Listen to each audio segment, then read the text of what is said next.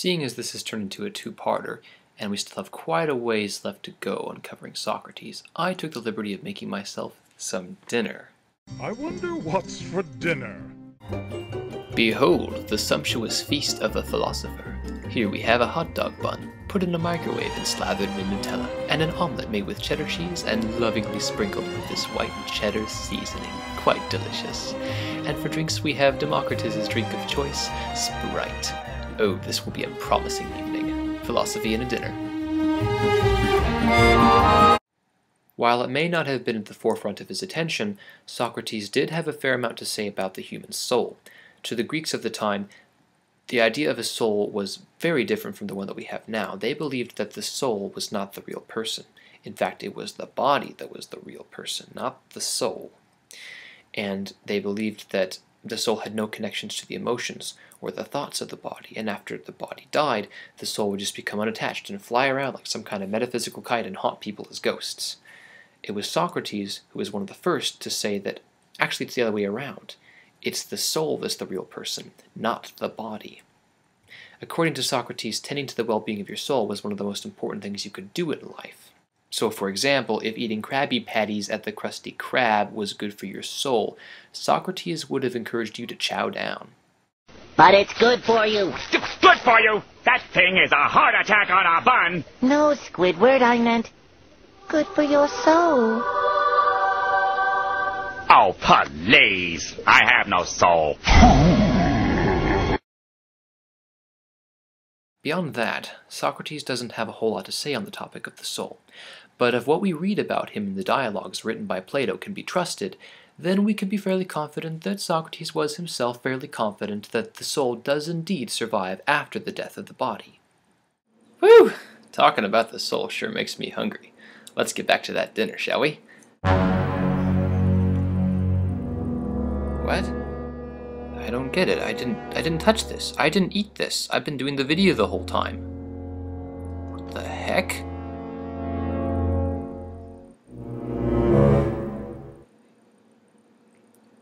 Whatever. Moving on. Socrates had a much more satisfying account of ethics, however. Ethics is the study of how you ought to live your life. According to the Greeks, the concept of arete, or virtue, was extremely important to this field of study. The virtue, for a Greek, is the purpose of any given thing, what it does well, what it's meant to do. For example, the virtue of a knife is that it cuts well. The virtue of Rebecca Black is that her music annoys me, and the virtue of Tommy Wiseau is that he's a horrible actor. Thanks for paying my tuition. You're very welcome, Danny, and keep in mind, if you have any problems, talk to me and I will help you. Awesome. Thanks, Johnny. Let's go eat, huh? Come on, let's go. Let's go. I'm starving. So bearing all that in mind, Socrates poses the question, why be moral? And his answer, of course you should be moral, because being moral means being virtuous, and being virtuous means finding your purpose, fulfilling it, and being happy. To the Greek, morality is not so much about good or evil. It's really more about self-fulfillment, finding what you're good at, finding your purpose, fulfilling the purpose, and, in all likelihood, being happy. But of course, you can seek the wrong kind of good. It's very easy to become confused about what is good in life, what is good for you. So to Socrates, being hedonistic and just seeking out pleasure because you think that that is being virtuous, that's just the equivalent of heaping diseases on your soul. Socrates equates knowledge with virtue. According to him, they are one and the same. This position is called ethical intellectualism. According to this kind of thinking, if you have knowledge of what is good, you are of course going to seek it out because it's virtuous and it's going to be good for you. If you have knowledge of what is evil, you're never willingly going to seek it out because that's not virtuous and that means that it's evil for you. When you're thinking in terms of Grecian morality, don't think about good as being associated with Mother Teresa or evil as being associated with Hitler. Myself being a bit of a noob when it comes to philosophy, I made a few mistakes when I first tried to tackle Socrates on the issue of morality. When he says that to know the good is to do the good, I thought I've never heard anything so counterintuitive in all my life, because I know what is good, and very often I don't do what is good. But there are a few things to be said in defense of his position. He equates true knowledge, or in this case morality, with wisdom. So you can't be a wise person and a moral infant. Okay, I am starting to get a little bit hungry here, so let's get back to that dinner.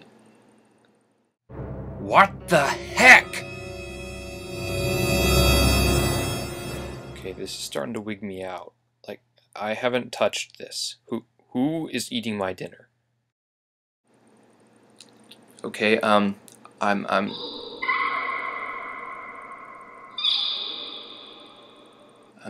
starting to get a little freaked out here. Let's continue. The last thing we'll talk about on Socrates today is his political philosophy. He actually takes a much more conservative stance than you'd expect. He says that laws are there for a reason and that they should be obeyed. And if you have any issues with the law, then you should go through the proper channels to change them and not break them.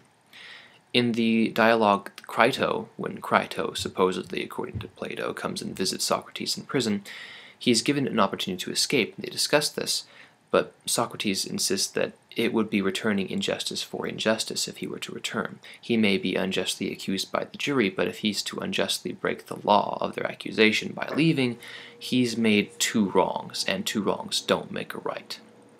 There are two important concepts that are kind of in their primitive stages right now that Socrates does cover. One is the social contract theory. That is to say that, okay, I live in your city. You protect me, and I pay you taxes. It's pretty much as simple as that. And the other is one called natural law. It's a law that's not created by a government. It's a law that's essentially created by you, by your reason, by your experience. It's essentially your conscience. It is your innate sense of right and wrong. So that's Socrates. He's one of those rare individuals in history who's remembered not so much for his ideas as his personality. True, his ideas have revolutionized philosophy, and they still continue to affect us thousands of years later, but when you think of a philosopher, or at least the ideal, paragon philosopher, you think of Socrates' passion for the truth, his unrelenting drive, his questioning nature. He's also responsible for two very, very famous quotes, one being, "The only true wisdom consists in knowing that you know nothing." That's us, dude! and the other being that the unexamined life is not worth living. Okay. My dinner's gonna be there. My dinner's gonna be there.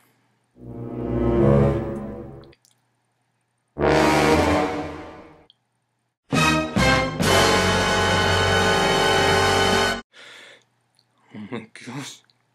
Getting a little freaked out here. Where'd it go?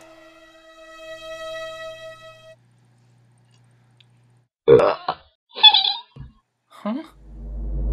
Philosophy is making you slightly mad, James. Now you can hear me talking to you. No, I'm not crazy. Yes, you are. We've been watching you for a while, James. I'm CD, and this here's my friend Eraser. What? We're here to guide you. I'm going slightly mad. I'm going slightly mad. It finally happened. It finally happened.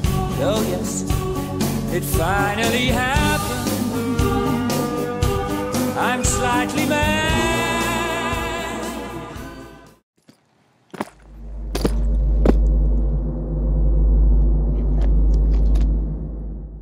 Yeah, this is the place. Now I have you.